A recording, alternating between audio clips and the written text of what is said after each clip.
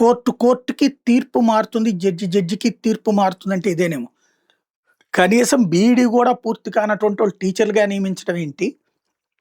డబ్బులిచ్చినోళ్ళని టీచర్లుగా నియమించడం ఏంటి అంటూ బెంగాల్‌లో టీచర్ల రిక్రూట్‌మెంట్ కుంభకోణం మీదన అక్కడ హైకోర్టు తీర్పిచ్చింది. వాటన్నిటిని రద్దు చేసింది.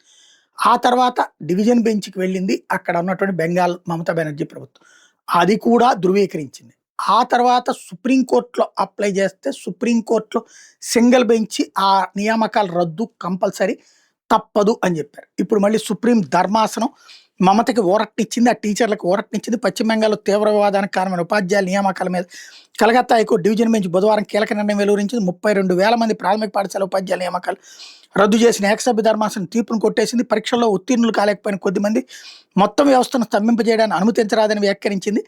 టెట్ పరీక్ష ద్వారా 2016లో 32,000 మంది ఉపాధ్యాయులు నియమితులయ్యారు. ఈ నియామకాల్లో అవకతవకలు జరిగిన ఆరోపణల మీద సిబిఐ దర్యాప్తు జరిగింది. కేవలం 264 మంది విషయంలో ఒక మార్కు ఎక్కువ వేసి నియామకాలకు ఇచ్చారని తేల్చింది. బయటవారి జోక్యం వల్ల ఇలా అదనంగా ఒక మార్కును కలిపారనడానికి ఆధారాలు కనిపించలేదని సిబిఐ తెలిపింది. పరీక్షా ఫలితాలు వెలువడిన 9 ఏళ్ల తర్వాత నియామకాలు రద్దు చేయడం ఉపాధ్యాయులకి వారి కుటుంబాలకు తీరని వ్యధ కలిగిస్తుందని హైకోర్టు డివిజన్ బెంచ్ పేర్కొంది.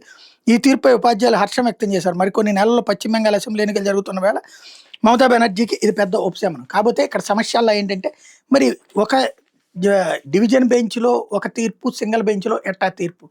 ఇప్పుడు ఆ లోపం ఎక్కడుంది? వ్యవస్థలో ఉందా? వాస్తవంలో ఉందా? ఇది తేలాల.